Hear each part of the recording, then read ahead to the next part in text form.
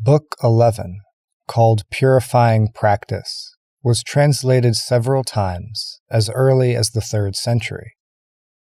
It is a litany of prayers concentrating on the development of outlook and mentality of the enlightening being. It particularly focuses on the interconnectedness of all beings and the training of this awareness. It details an elaborate scheme of thought cultivation, in which consciousness of daily activities is directed to specific wishes for universal well-being and liberation. In terms of format, much of it is based on entry into monastic life, and some of the specific actions and events on which the contemplations are based are of monastic life, but many others make no necessary distinction between lay and monastic life. Book 11, Purifying Practice.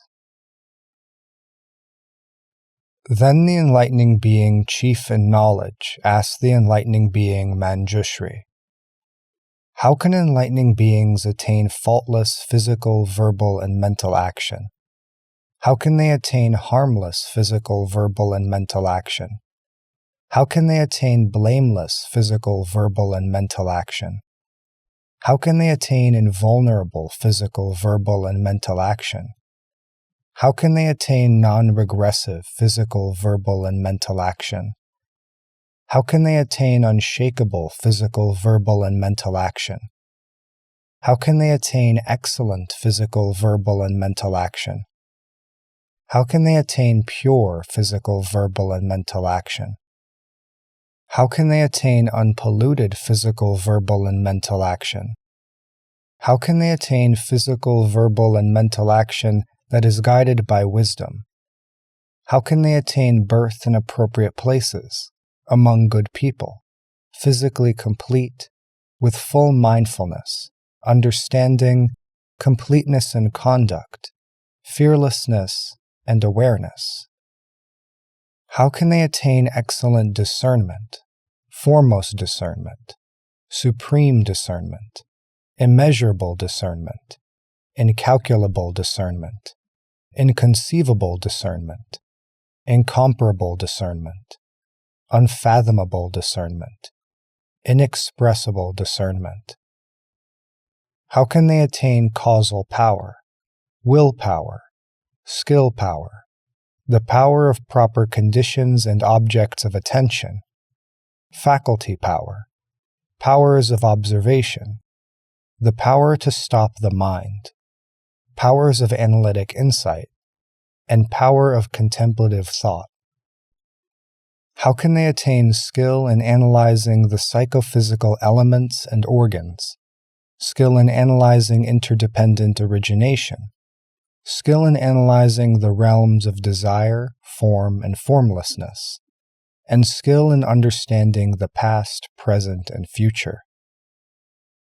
How can they cultivate well the branches of enlightenment, mindfulness, discernment, effort, joy, well-being, concentration, relinquishment?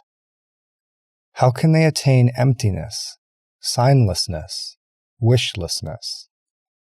How can they fulfill the means of transcendence, generosity, self-control, tolerance, effort, meditation, and wisdom?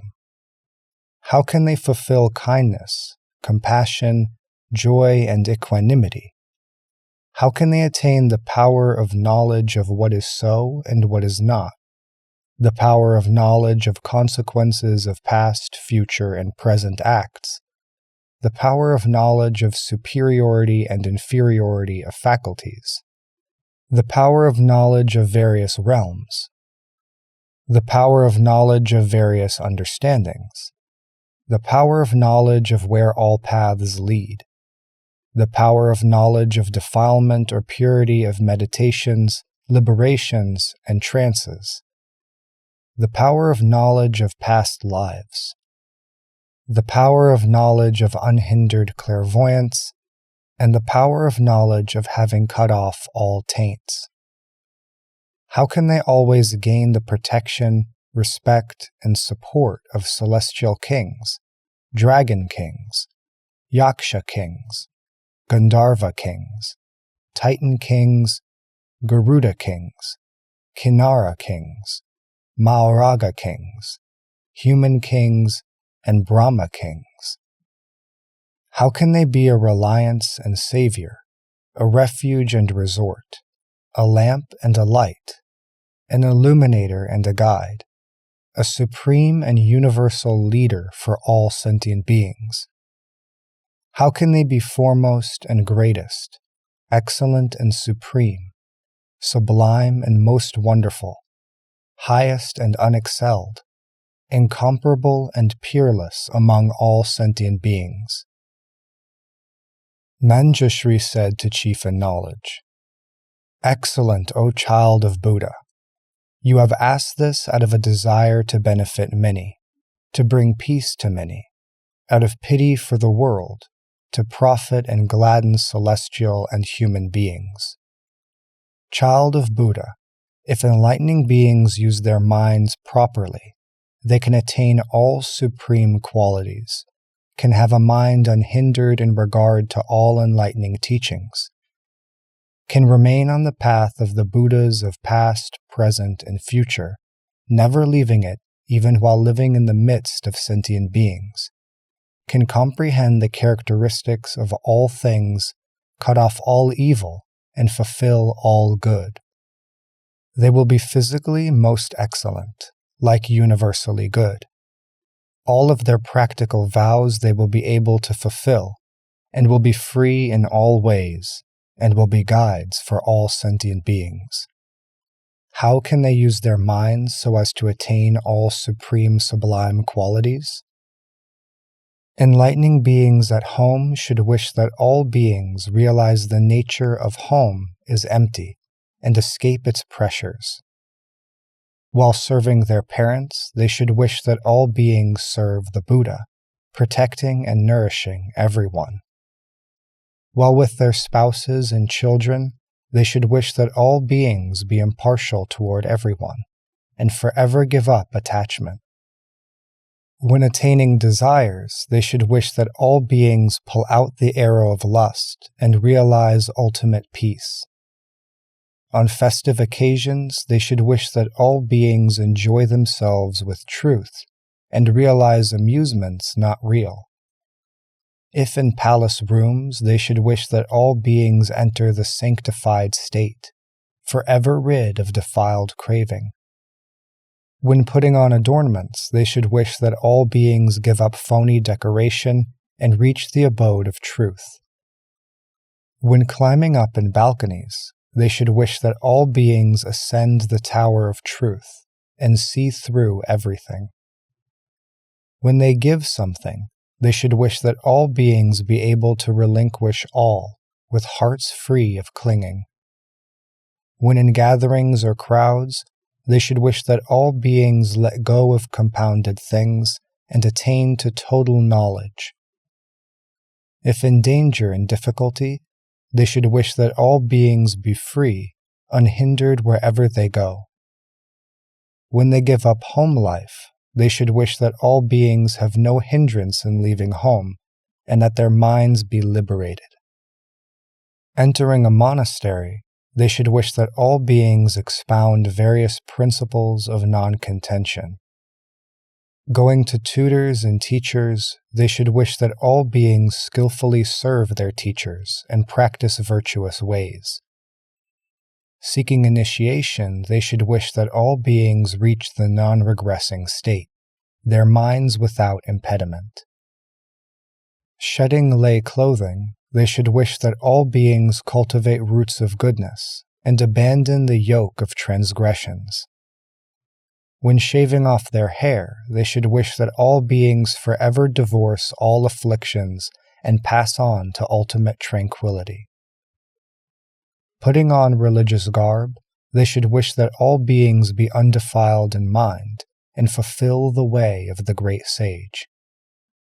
When they formally leave home, they should wish that all beings leave home with the Buddha and rescue one and all.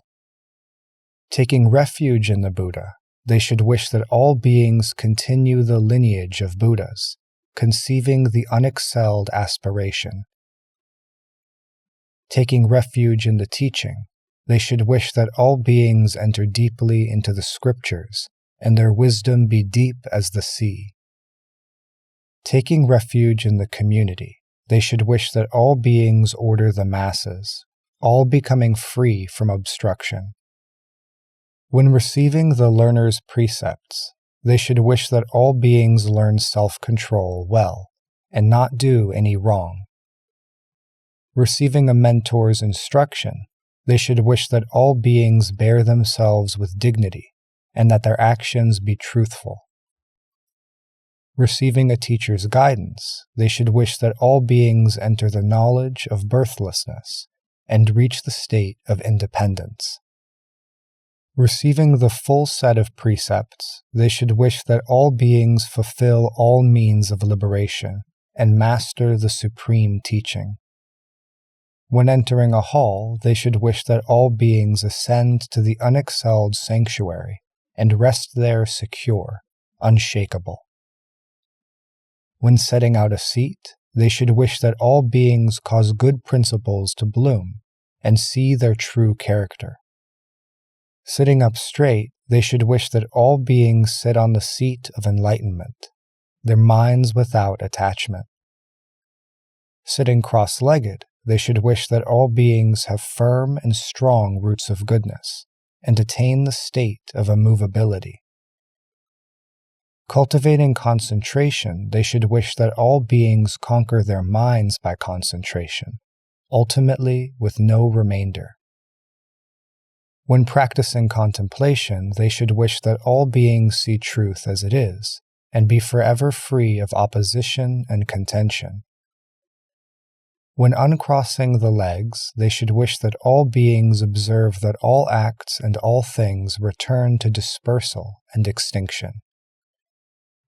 When lowering the feet and resting, they should wish that all beings attain liberation of mind, resting at peace, unstirred.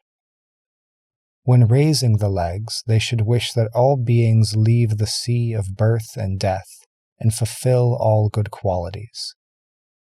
When putting on lower garments, they should wish that all beings wear the foundations of goodness, and have a sense of shame and conscience. When putting on a belt, they should wish that all beings bundle roots of goodness, and not let them be lost. When putting on an outer garment, they should wish that all beings attain supreme bases of goodness, and reach the other shore of the teaching. Putting on monastic robes, they should wish that all beings enter the foremost rank, and attain imperturbability. Taking a toothstick in hand, they should wish that all beings attain the wonderful teaching and be ultimately pure.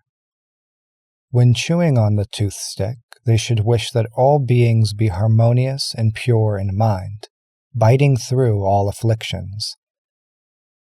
When going to the toilet, they should wish that all beings reject greed, hatred, and folly, and clean away sinful things. When going to wash thereafter, they should wish that all beings speedily go to the transmundane. When washing off the body's filth, they should wish that all beings be pure and harmonious, and ultimately without defilement. When washing the hands with water, they should wish that all beings have pure, clean hands to receive and hold Buddha's teaching. When washing the face with water, they should wish that all beings attain the pure teaching and be forever free from defilement. Picking up a staff, they should wish that all beings establish great works of charity and point out the road of truth. Taking up a bowl, they should wish that all beings perfect the vessel of truth and receive human and divine support. Setting out on a road, they should wish that all beings go where the Buddha goes, into the realm of non-reliance. When on the road, they should wish that all beings tread the pure realm of reality, their minds without obstruction. Seeing a road uphill, they should wish that all beings forever leave the world, their minds free from weakness. Seeing a road downhill, they should wish that all beings be humble in mind and develop enlightened bases of virtue. Seeing a winding road, they should wish that all beings abandon false paths and forever purge wrong views. Seeing a straight road, they should wish that all beings be straight and true in mind, without flattery or deceit. Seeing a dusty road, they should wish that all beings get rid of dust and dirt and attain the state of purity. Seeing a dust-free road, they should wish that all beings always practice great compassion, their hearts refreshing and nourishing. Seeing a dangerous road, they should wish that all beings abide in the realm of truth and avoid the troubles of wrongdoing. Seeing a group of people, they should wish that all beings expound the most profound teaching, that all be harmoniously united. If they see a big tree, they should wish that all beings divorce egotistic contentiousness and be free of anger and resentment. If they see a grove, they should wish that all beings be worthy of the respect of celestials and humans. If they see high mountains, they should wish that all beings' roots of goodness stand out, their peak beyond anyone's reach. If they see thorny trees, they should wish that all beings may quickly cut away the thorns of the 3 poisons.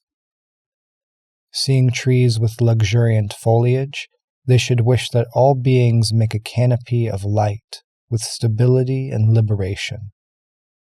If they see flowers blooming, they should wish that all beings' mystic spiritual powers be like blossoming flowers.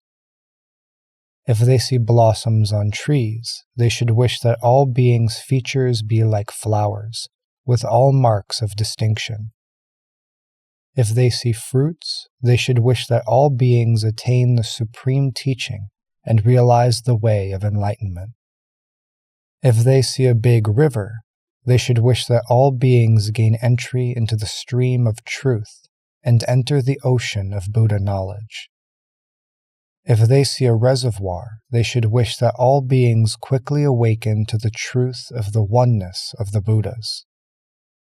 If they see a pond, they should wish that all beings be fully accomplished in speech and be skillful in preaching. If they see a well, they should wish that all beings have full powers of elucidation to explain all things. If they see a spring, they should wish that all beings' skill and means increases, and their good roots be inexhaustible. If they see a bridge, they should wish that all beings carry all across to freedom like a bridge. If they see flowing water, they should wish that all beings develop wholesome will and wash away the stains of delusion. Seeing a garden cultivated, they should wish that all beings in the garden of sense desires clear away the weeds of craving. Seeing a forest of sorrowless trees, they should wish that all beings forever divorce greed and lust, and not produce anxiety and fear. If they see a park, they should wish that all beings diligently cultivate the practices leading to Buddha's enlightenment. Seeing people wearing ornaments, they should wish that all beings be adorned with the Buddha's 32 marks of distinction. Seeing the unadorned, they should wish that all beings give up decorations and practice austerity. Seeing people attached to pleasure, they should wish that all beings delight themselves with truth, not abandoning love for it. Seeing the unattached, they should wish that all beings have no care in their minds for fabricated things. Seeing happy people, they should wish that all beings always be peaceful and happy, gladly supporting the Buddhas. Seeing people suffer, they should wish that all beings attain fundamental knowledge and eliminate all misery. Seeing people with no maladies, they should wish that all beings enter true wisdom and never have sickness or afflictions. Seeing people sick, they should wish that all beings know the body is empty and null, and divorce opposition and conflict.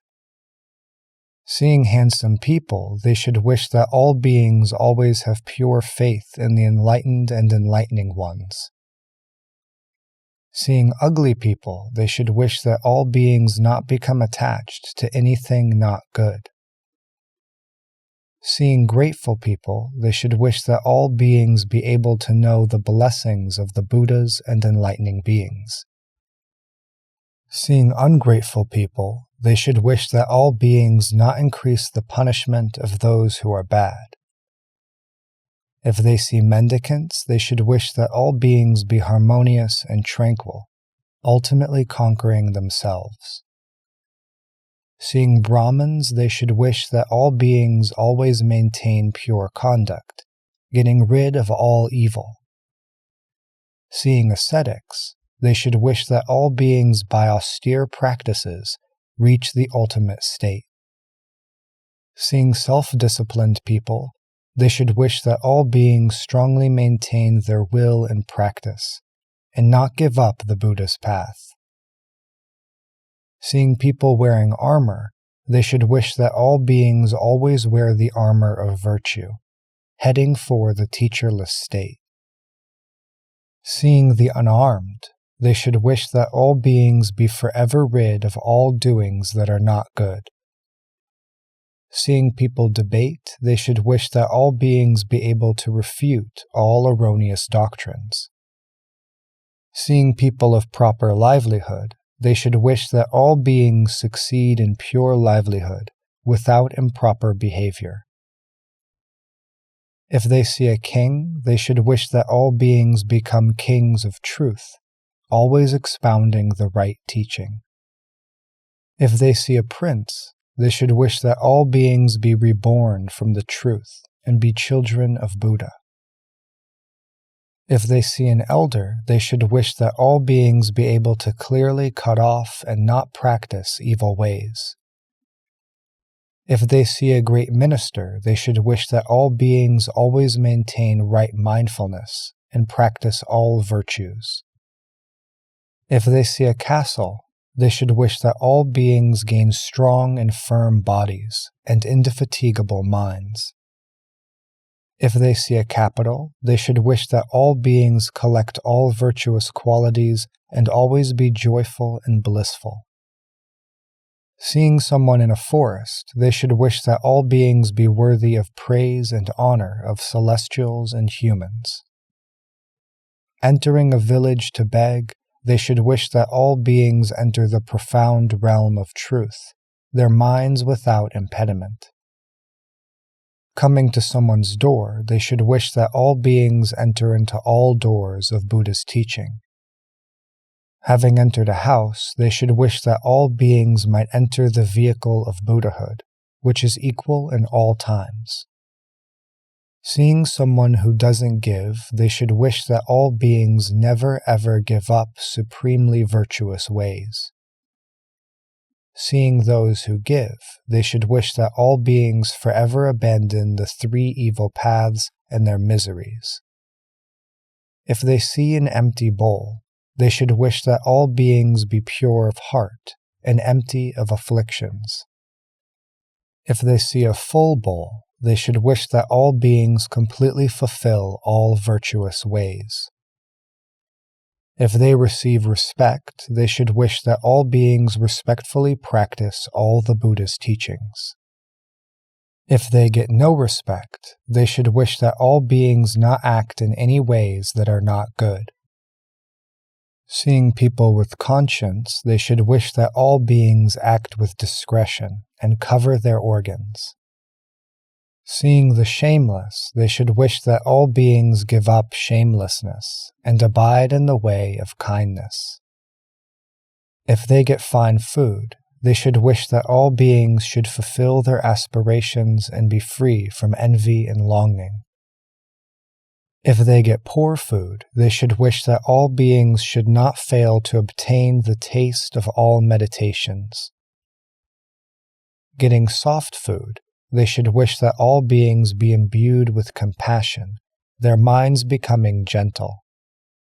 Getting coarse, dry food, they should wish that all beings have no attachments and cut off mundane craving. When they eat, they should wish that all beings feed on the joy of meditation and be sated by delight in truth. When tasting flavor, they should wish that all beings attain the supreme savor of Buddhahood and be filled with the elixir of immortality. When the meal is finished, they should wish that all beings accomplish all their tasks and fulfill the Buddha's teachings. When they explain the teaching, they should wish that all beings attain inexhaustible eloquence and widely expound the essentials of the teaching. When they leave a place, they should wish that all beings deeply enter enlightened knowledge, forever leaving the triple world. When they enter a bath, they should wish that all beings enter omniscient knowledge, knowing past, present, and future are equal. While washing their bodies, they should wish that all beings be undefiled in body and mind, radiantly pure inside and out. In the blistering heat of the day, they should wish that all beings cast off myriad afflictions, putting an end to them all.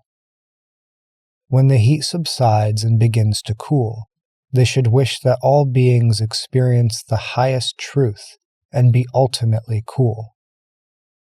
When reciting scripture, they should wish that all beings accord with the Buddha's teachings, remembering without forgetting. If they get to see a Buddha, they should wish that all beings be all like universally good, handsome, and well adorned.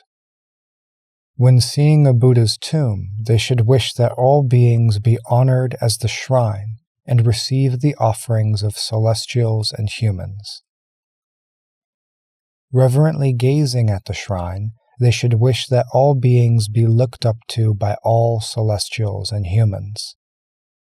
Bowing their heads to the shrine, they should wish that all beings be exalted beyond the view of gods and men.